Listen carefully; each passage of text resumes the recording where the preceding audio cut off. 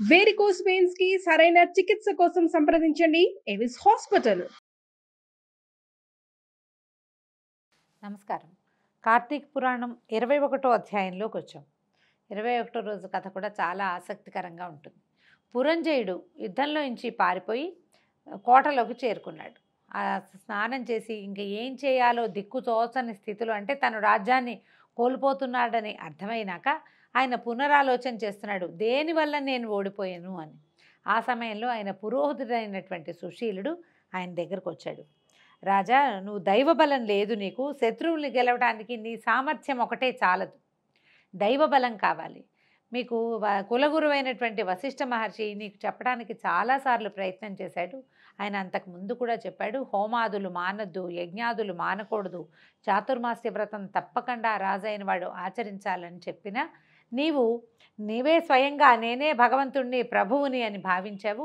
ఇన్ని యుద్ధాలలో నువ్వు జయించగలిగావు, ప్రతి చోట నీకు విజయం లభించింది అంటే అది నీ ఒకడి ప్రతిభేనని నువ్వు అనుకోవటమే చాలా పొరపాటు. ఎప్పుడూ కూడా ఒకడి గెలుపు వెనకాల వాడొకడే ఉండడు, అఖండమైనటువంటి దైవబలం ఉంటుంది. భగవంతుడు అతని యందు ఉండటం వల్ల ఆ దివ్య జ్యోతి వలనే ఇతడికి గెలుపు లభిస్తుంది.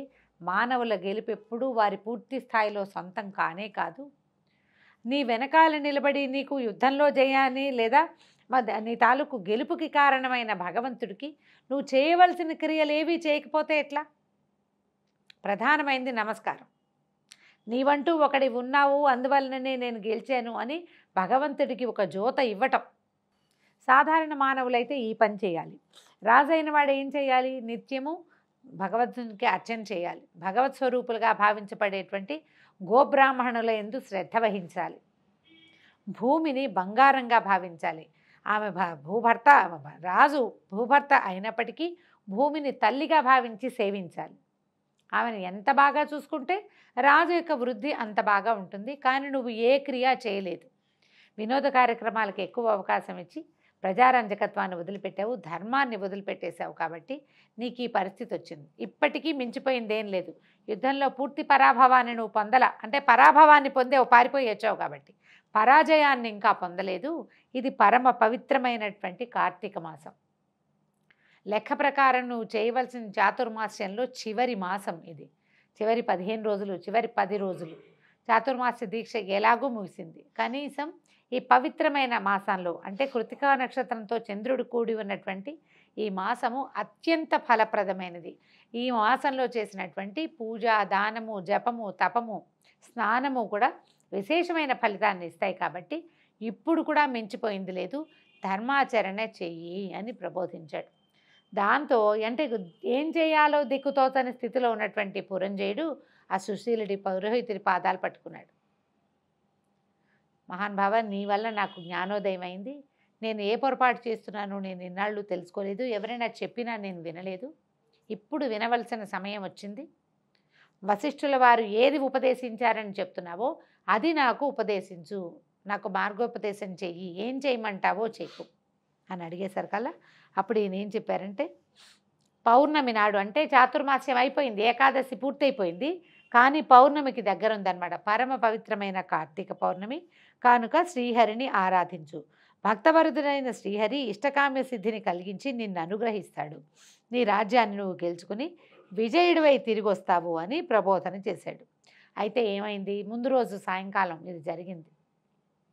తెల్లవారుసామనంటే 3:30కే నిద్రలేచినటువంటి పురంజయుడు ఏం చేశాడు? ప్రాతకాలంలోనే ఆ తెల్లవారుజామునే వెళ్ళిపోయి నదీ స్నానాన్ని చేసేసాడు. అయోధ్య నగరానికి దగ్గరలో గంగా నది ఉందని అనిపిస్తుంది. గంగా స్నానం చేశాడు. గంగా స్నానం అనే కథలో చెప్తున్నారు. మరి అయోధ్య దగ్గర ఉన్నది గంగా అవునా కాదా ఈనాటి కాలాన్ని బట్టి మనం ఆలోచించాలి. అయితే అప్పుడు ఆ కాలంలో ఏ నది ఉందో పరివాహకత.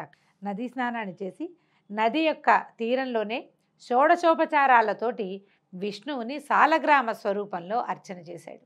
పురోహితుడు ఆయన గైడ్ చేశాడనమాట ఏమేం చేయాలని.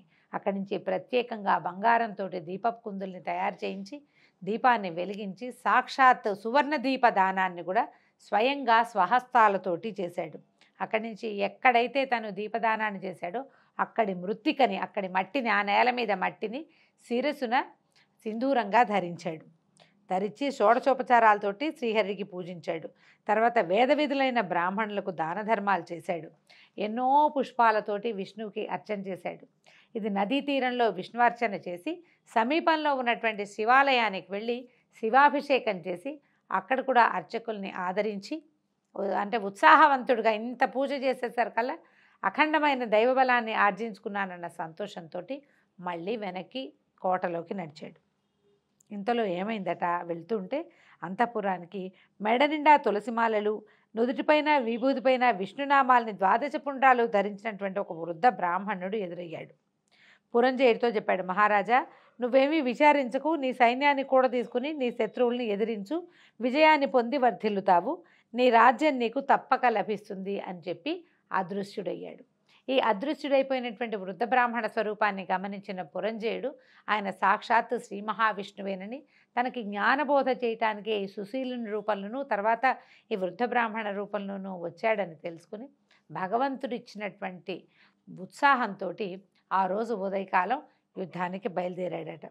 బయలుదేరేసరికల్లా సరే ధైర్యోత్సాహాలతోటి యుద్ధం చేసి శత్రురాజుల్ని చిత్తుగా ఓడించాడు.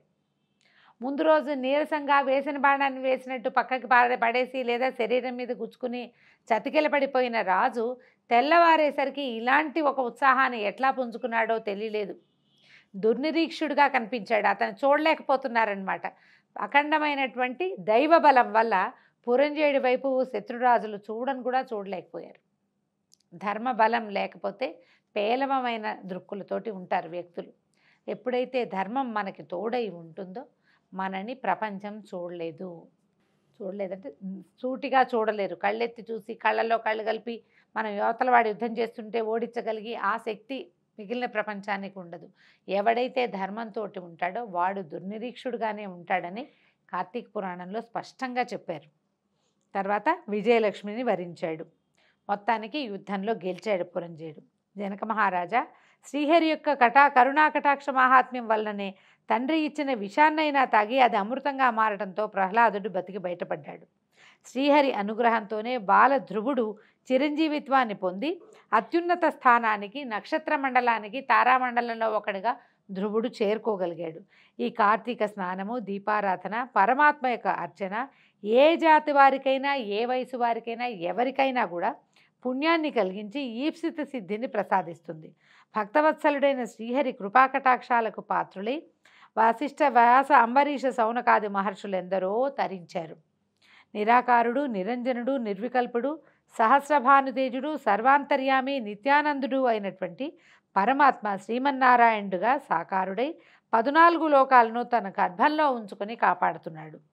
అటువంటి శ్రీమన్నారాయణుని కృపాకటాక్షాది వీక్షణాలు కలగటము, అతని అనుగ్రహానికి పాత్రలం కావటం కంటే గొప్పది మరొకటి లేదని రాజర్షికి బ్రహ్మర్షి వశిష్ఠుడు శ్రీహరి యొక్క కార్తీక మాస మహాత్మ్యాలను పరిపరి విధాలుగా వివరించి అనుగ్రహించాడు. ఈ మాసంలో బిల్వాలతోటి శివుడి అర్చన, తులసితోటి విష్ణువార్చన చాలా విశేషమైనవిగా చెప్తారు. విష్ణువార్చనే చాలా ప్రధానమైనది. ఎందుకంటే ఈయన కార్తీక దామోదరుడు, ఈ మాసానికి అధిదేవత కాబట్టి దామోదర ప్రీత్యర్థం చేసేటువంటి దీపదానము శివుడి కోసం అంటారు. దామోదర ప్రీత్యర్థం చేసేటువంటి సాలగ్రామ దానము, తర్వాత దీపదానము, తులసితోటి శ్రీహరిని అర్చించటము విశేషమైన ఫలితాన్ని లభిస్తుంది. తులసి మొక్కని ఎవరికైనా దానంగా ఇవ్వటం, తాంబూలంగా ఇవ్వటం కూడా పనిచేస్తుందండి. అయితే మన ఇంట్లో తులసి మొక్కలు పీకి ఇవ్వకూడదని చెప్తారు. తులసి యొక్క విత్తనాలు ముందుగా మన దగ్గర ఉంచుకున్నవి విత్తనాన్ని కూడా ఇవ్వచ్చు. తులసి విత్తనాలు కలిపెట్టినటువంటి మట్టిని కూడా మనం దానంగా ఇవ్వచ్చు. అది చాలా విశేషమైన ఫలితాన్ని ఇస్తుందని చెప్తారు. దీంతో 21వ అధ్యాయం పూర్తయింది. రేపు ఉదయం మళ్ళీ 22వ అధ్యాయంతో కలుసుకుందాం. నమస్కారం.